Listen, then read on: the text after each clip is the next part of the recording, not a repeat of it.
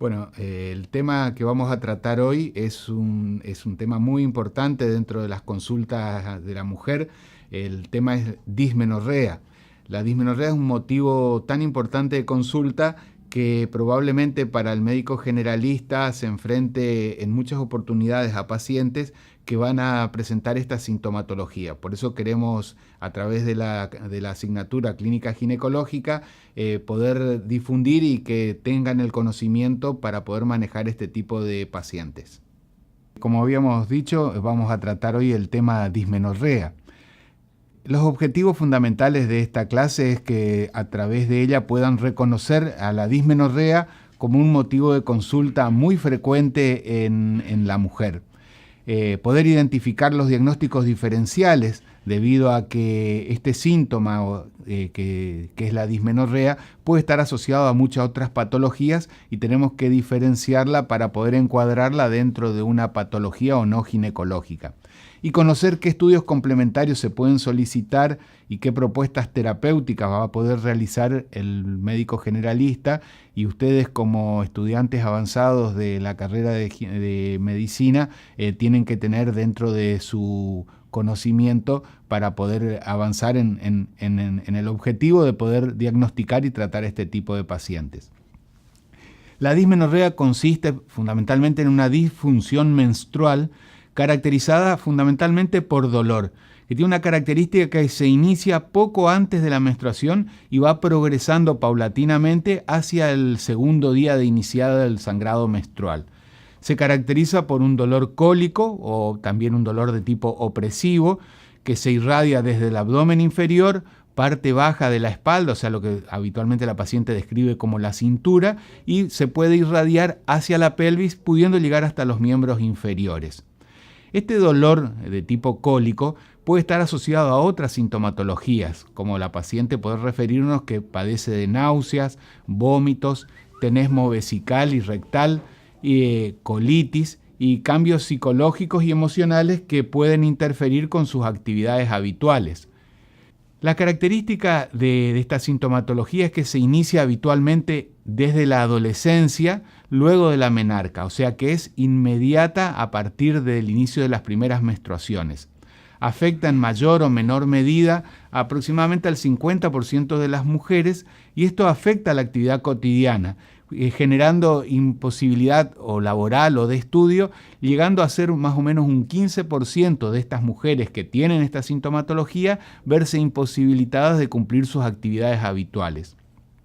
Otra característica que tiene este dolor es que tiende a disminuir con los años y fundamentalmente con los embarazos. Por eso es muy común escuchar a las pacientes que sus madres o sus abuelas les refieren de que a través de los años esto va a ir desapareciendo y cuando llegue a tener hijos probablemente va a desaparecer. ¿Cómo se clasifican? La clasificación está fundamentalmente dividida en el momento de aparición y las causas. En el momento de aparición tenemos lo que se denomina la dismenorrea primaria y en otra etapa la dismenorrea secundaria. La dismenorrea primaria se produce generalmente sin causa aparente. Está relacionada desde los primeros ciclos menstruales, o sea, una vez que la mujer ha iniciado sus primeras menstruaciones, como dijimos al principio, desde la menarca, y va progresando a través de los años. Y se origina fundamentalmente en una hiperactividad contráctil del miometrio, que este se contrae en forma espasmódica y en forma incoordinada. Esto genera una vasoconstricción y una hipoxia muscular. ¿A qué se debe esto? Bueno, la etiopatogenia primaria es bastante controversial. No hay una unificación de criterios en cuanto a qué se podría deber. Dentro de las teorías sería causada por la liberación de prostaglandinas. Estas prostaglandinas, juntos con los tromboxanos, leucotrienos y prostaciclinas, van a participar en la contracción del músculo uterino. Eso se evidencia justamente en las pacientes dismenorreicas, que van a tener la prostaglandina F2-alfa incrementada hasta 5 veces lo que presenta una mujer en cualquier otro momento del ciclo. Pero fundamentalmente en la fase luteal, o sea en la fase progestacional, se va a ver ese incremento tan importante de hasta 5 veces los niveles. Otra teoría está ligada a la oxitocina y a la vasopresina. La oxitocina y la vasopresina son también hormonas que van a actuar sobre la contractilidad del miometrio. La oxitocina fundamentalmente participa en la contracción del útero en el momento del parto o durante las diferentes etapas del ciclo en la actividad de lo que se llama la arquimiometra, que es las diferentes actividades motoras que va a tener las capas musculares del útero, facilitando la salida de la sangre menstrual o el ascenso de los espermatozoides en la etapa ovulatoria. Entonces, esta oxitocina y vasopresina, con el incremento de la prostaglandina F2, aumenta nuevamente. Esta prostaglandina F2 la vuelve más sensible a la fibra muscular para la oxitocina y la vasopresina, con lo cual se genera un círculo vicioso en el cual más oxitocina, más liberación de prostaglandina, la prostaglandina sensibiliza más al músculo uterino y actúa más la oxitocina. Esa sería la causa fundamental de la hiperactividad.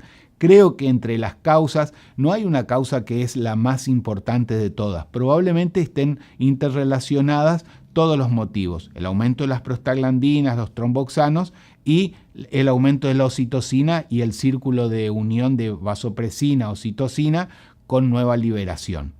Luego tenemos lo que habíamos hablado como clasificación de la dismenorrea secundaria. Estas tienen generalmente una causa orgánica, es de aparición mucho más tardía y generalmente aparece después de varios ciclos de las mujeres. O sea, cuando la mujer a través de los años, a través de 3, 4 años de iniciadas sus menstruaciones, empiezan a presentar este tipo de sintomatología. Y generalmente está asociado a una causa orgánica, o sea, hay alguna patología en el aparato genital que lo va a predisponer. Las etiologías fundamentalmente pueden ser la endometriosis. En el caso de las amenorreas primarias por himen imperforado, o sea, el himen por una alteración congénita no tiene su espacio libre en la zona central, con lo cual en cada ciclo menstrual la mujer va acumulando sangre en el fondo de la vagina, incluso llegando a comprometer la cavidad uterina, y la paciente en realidad lo que tiene son ciclos muy dolorosos, pero está amenorreica, o sea, no tiene la exteriorización del sangrado. Las estenosis cervicales, que pueden ser adquiridas por traumatismos a nivel de cuello, por procedimientos quirúrgicos en los cuales el orificio cervical ha sido afectado y genera una fibrosis, se estenosa y produce una dificultad en la eliminación del sangrado. También pueden ocurrir adherencias intrauterinas. Estas adherencias intrauterinas pueden deberse a procedimientos quirúrgicos, a procedimientos por legrados, tanto por motivos de biopsia o por abortos provocados que han generado lesiones dentro de la cavidad. La presencia de miomas, pólipos o también de una patología que es la adenomiosis, que es un tema que lo vamos a tratar más adelante cuando hablemos específicamente de estas patologías. La otra causa que puede ser desencadenante es la enfermedad pélvica inflamatoria, como consecuencia de infecciones ascendentes que comprometan la cavidad, las trompas o el peritoneo y la cobertura peritoneal del ovario. Causas extragenitales como la cistitis, el intestino irritable, la presencia de divertículos intestinales o las litiasis renales. Y una causa muy importante que son las causas psicológicas. Causas psicológicas que ya vamos a ver más adelante cuáles podrían ser el origen. La causa más frecuente en la adolescencia es la endometriosis.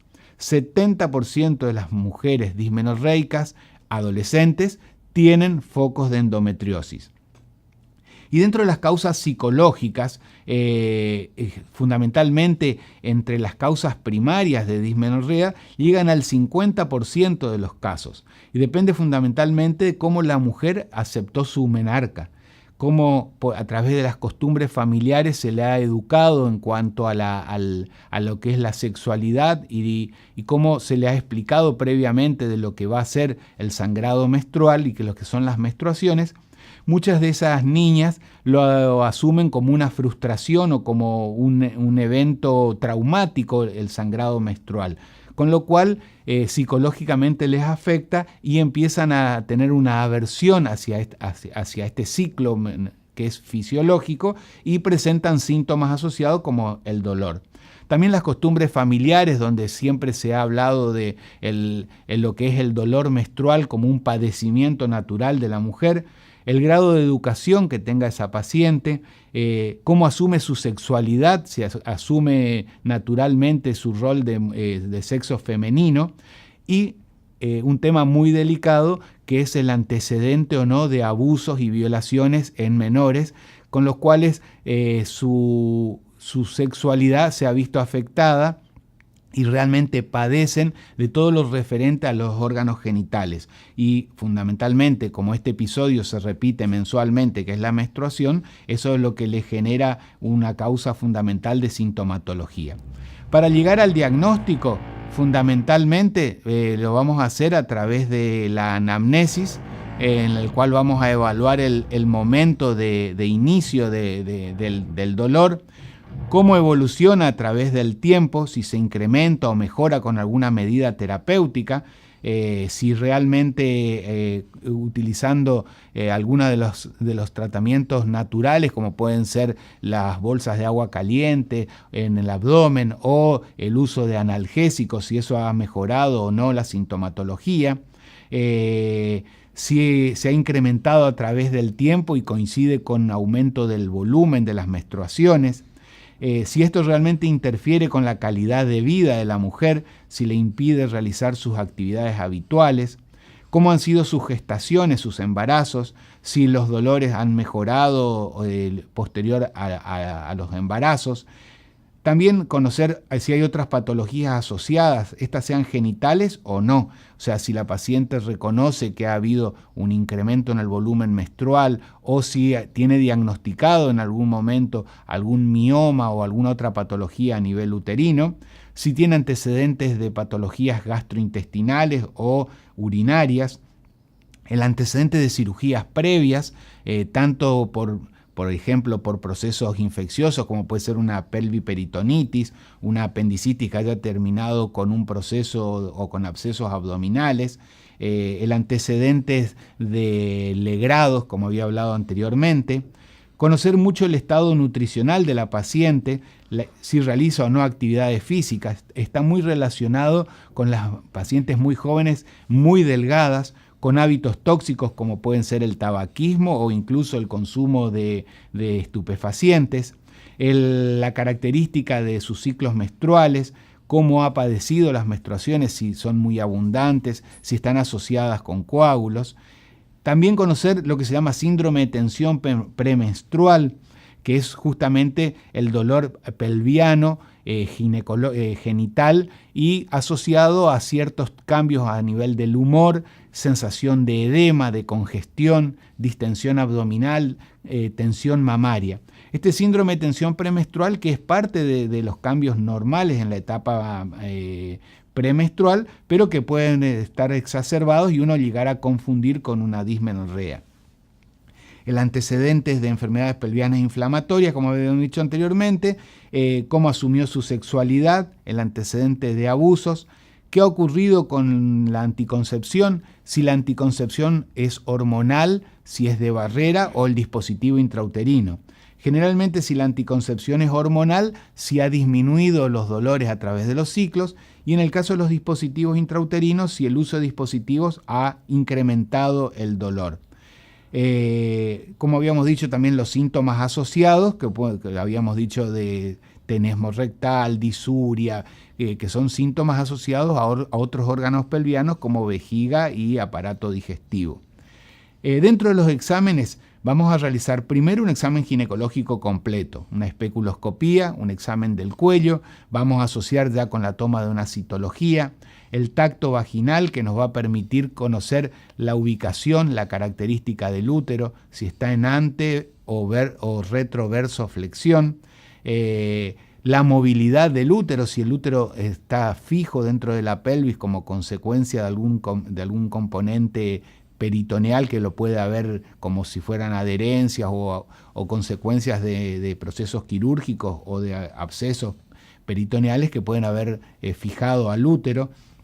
La característica de los ovarios, si están aumentados de tamaño, si en el examen ginecológico, en el tacto, el ovario es doloroso y si puede o no ser movilizado. Luego, como complemento, podremos pedir una ecografía pelviana, fundamentalmente la ecografía transvaginal, que en este caso dentro de la ecografía ginecológica es mucho más específica porque permite conocer en mayor detalle las características del útero, de los ovarios y si hay alguna colección a nivel tubario. Una segunda etapa puede llegar a ser necesaria una laparoscopía, tanto diagnóstica como terapéutica, en la cual con la laparoscopía uno pueda reconocer y visualizar qué patologías pelvianas están. La más frecuente de todo lo que vamos a localizar van a ser focos endometriósicos, pero ya los vamos a tratar juntos cuando demos el tema de endometriosis. Y una evaluación psicodiagnóstica, que por ahí es muy difícil desde el punto de vista del médico generalista o del ginecólogo inducir a la paciente la necesidad de realizar una evaluación psicológica, pero ante todos los estudios complementarios negativos, o sea, en los cuales no podamos detectar patología, puede que en algún momento o por alguna sintomatología que detectemos sea conveniente solicitar la consulta con el psicólogo para su evaluación. ¿Cuál es el tratamiento fundamentalmente? Uno es aliviar el dolor y, en el caso de las dismenorreas secundarias con alguna patología, corregir la causa. Como primera medida, dentro del arsenal terapéutico, ustedes tienen que tener en cuenta los analgésicos, sobre todo los antiinflamatorios no esteroides. Y ahí no hace falta que sean los de última generación, utilizando ibuprofeno, naproxeno, indometacina, ketoprofeno, diclofenac o ácido mefenámico, en ese orden de increscendo, podemos utilizar los analgésicos. Cuando vamos a indicar un analgésico en pacientes con dismenorrea, siempre tengan en cuenta, primero, que sea la dosis adecuada y segundo, el momento de indicación. Tener en cuenta que el momento de indicación es antes del inicio de los síntomas. Si la mujer es cíclica y menstrua regularmente, ella va a saber cuál va a ser la fecha en la que va a menstruar. Entonces lo que tenemos que sugerirle es que 24 horas antes de lo que ella supone que va a ser el inicio de los síntomas, empezar a utilizar un analgésico no esteroide. Y ahí vamos a ver lo importante. Los analgésicos no esteroides son, entre sus mecanismos, inhibidores de la prostaglandina. Y si habíamos dicho al inicio de la charla de que uno de los motivos más frecuentes es la liberación de prostaglandina y es la responsable del aumento de la contractilidad uterina, entonces si nosotros indicamos un analgésico una vez que ya tiene el dolor, ya se ha liberado la prostaglandina. Si nosotros le indicamos previamente, vamos a inhibir parcialmente su liberación. Ese es el detalle importante que ustedes deberían llevarse en cuanto a los analgésicos. Indicarlo antes del inicio de la sintomatología. Los anticonceptivos hormonales. ¿Por qué los anticonceptivos hormonales? Porque dijimos que entre las causas estaba asociado a toda esta liberación de prostaglandina en la fase lútea. Como el anticonceptivo hormonal inhibe la ovulación, no vamos a tener una fase luteal, con lo cual la acción a nivel del miometrio también va a ser evidente con una disminución de los receptores para las prostaglandinas. A su vez, si está asociado a otras patologías como hipermenorrea o endometriosis, van a ver ustedes, cuando demos esos temas específicamente, cómo actúan los anticonceptivos sobre esas patologías. Cambios de hábitos en cuanto al tabaco, dieta y deporte. Tenemos que indicar a la paciente que es fundamental disminuir todas las santinas, café, chocolate, gaseosas, cola, disminuir el cigarrillo porque produce también congestión pelviana, una dieta con disminución de los carbohidratos y la actividad deportiva que desarrolle durante todo el ciclo, no restringirlo en la etapa premenstrual. Esa actividad deportiva y recreativa probablemente va a mejorar mucho la sintomatología. En caso de las causas psicológicas, fundamentalmente el tratamiento psicológico para que corrija, que asuma su sexualidad, que asuma como algo natural el ciclo, su femineidad y el ciclo menstrual, y En el caso de las patologías orgánicas, si hay miomas, pólipos, endometriosis, tratarlas específicamente. Como conclusión, los analgésicos antiinflamatorios por la inhibición de la ciclooxigenasa y la producción de prostaglandina, al inhibirla vamos a mejorar mucho la sintomatología. Recordar, indicar el analgésico antes del inicio de los síntomas. Es efectivo en el 70% de los casos solamente asumiendo de esta forma de prescripción. Y los anticonceptivos hormonales, por lo que habíamos dicho, por la inhibición de la ovulación, son efectivos también en el 90% de los casos. Lo que uno debería recomendar siempre son ciclos prolongados, tanto de la anticoncepción como la combinación con los analgésicos. Y muchas veces utilizamos las dos medicaciones, el anovulatorio y al llegar a los últimos comprimidos activos de los anovulatorios, asociar con un anticonceptivo, con un analgésico antiinflamatorio, con lo cual probablemente vamos a llegar a casi el 90% de mejoría de nuestras pacientes cuando la causa no sea orgánica. Bueno, espero que haya sido de utilidad y nos vemos en el aula para seguir tratando el tema de dismenorrea asociado a la endometriosis o a los miomas, como van a ver como patologías más adelante.